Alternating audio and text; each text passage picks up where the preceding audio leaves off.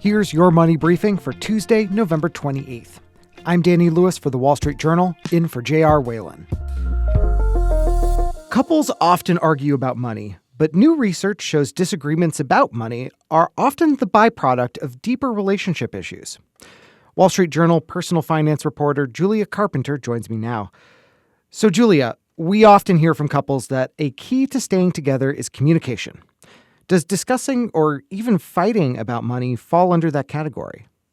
Absolutely. And one of the things that I learned from reading this research and speaking with the researchers is that fighting more about money is actually better for your relationship.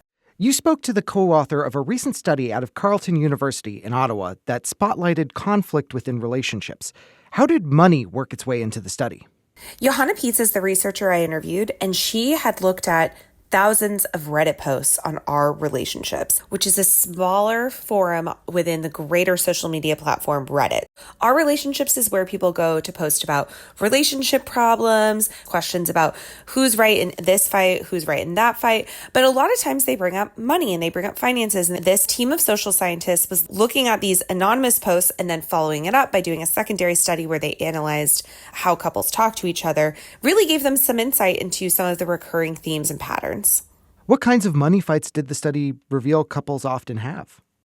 So they don't necessarily sound like they're about money, but in the context of fighting about money, they're the themes that came up again and again. So one of them is perceived irresponsibility. So that's one partner is perceived as not caring as much about the finances of the household as the other partner. The other is one-sided decision-making. So it's perceived as one person is making all the decisions and leaving one other person out. The other is uneven contributions. So that's pretty easy to understand. That's one partner really carrying the load. And the other is a lack of shared values. What exactly does that mean? So a lack of shared values means that both partners aren't bringing the same money values to the relationship. And this can show up in small ways and in big ways. So let's say that two people go out to the movies and one person is buying the most luxurious seat and the other person is buying, the seat way in the back. And it's seen at first as a pretty small fight, but one person is saying, my values are that I want the most out of this experience. And the other person is saying, I'm willing to forego that for this small experience so that we can do something later. It seems like it's just a fight about movie seats, but it's actually a fight about the future and something way bigger than just where am I going to be sitting in relation to this movie screen. So what did these researchers think about how people should address the mismatch in shared values? So I interviewed a financial therapist. His name is Thomas Foppel. He's based in San Francisco. And one of the things he said about this is that you have to talk about the issue underneath the issue, because money is about power. Money is about control. When you're fighting about these things, you're fighting about something much bigger. So just treating it as a frivolous conversation or treating it as something, oh, well, that's not important to me, really discounts what the other person is bringing to this, which is a much bigger issue. The other thing is what Johanna Pietz found in her research, which is that in looking at all of these different Reddit posts, she saw that people who fight about the little mundane things, like the movie seat, for example, get somewhere. Fighting about the small stuff actually leads you to better understanding the big stuff. So it's actually worthwhile to discuss finances more in relationships, maybe get into more fights than just let things bubble up and then blow up. But at the same time, even with your closest loved ones, money can be a really sensitive subject.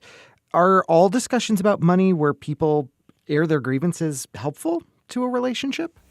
One of the things that Thomas was telling me, that's the financial therapist I interviewed, is that identifying these things like the shared values or the pain points of the relationship are important. So figuring out what those are, figuring out what is going to set someone off or what is really important to the other person helps you then figure out how to fight in a good way, in a way that feels healthy, in a way that feels productive. So we've been talking all about the money side of this, but what's the relationship the researchers found between talking about money and talking about other non-financial issues in a relationship?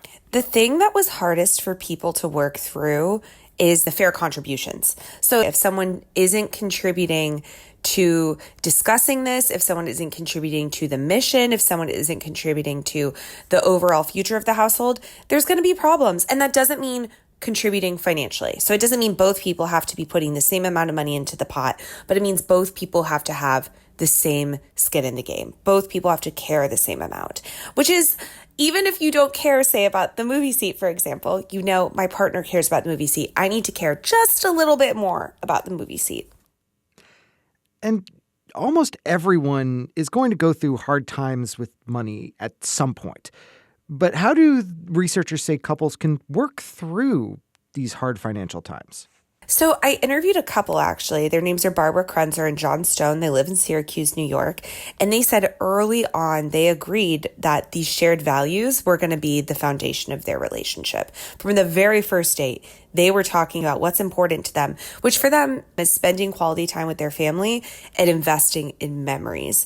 Both of them were working in very demanding careers. Krenzer is a physician, Stone trained as an attorney, and they agreed early on one of them was going to work part-time while the kids were growing up, and the other was going to take a job so that their mornings were free so that they could spend mornings with the children and get everybody to school. So Krenzer said, we didn't buy into that big lifestyle. There was a path where they would have foregone both of those things and totally maximized their income potential, really, really just put the pedal to the metal for their careers. But they decided from the beginning, we both know this is important. It's important to the other person. It's important to me. It's important to our family. Julia Carpenter covers personal finance for the Wall Street Journal. And that's it for Your Money Briefing. Today's show was produced by me, Danny Lewis, with supervising producer Melanie Roy. We'll be back tomorrow morning. Thanks for listening.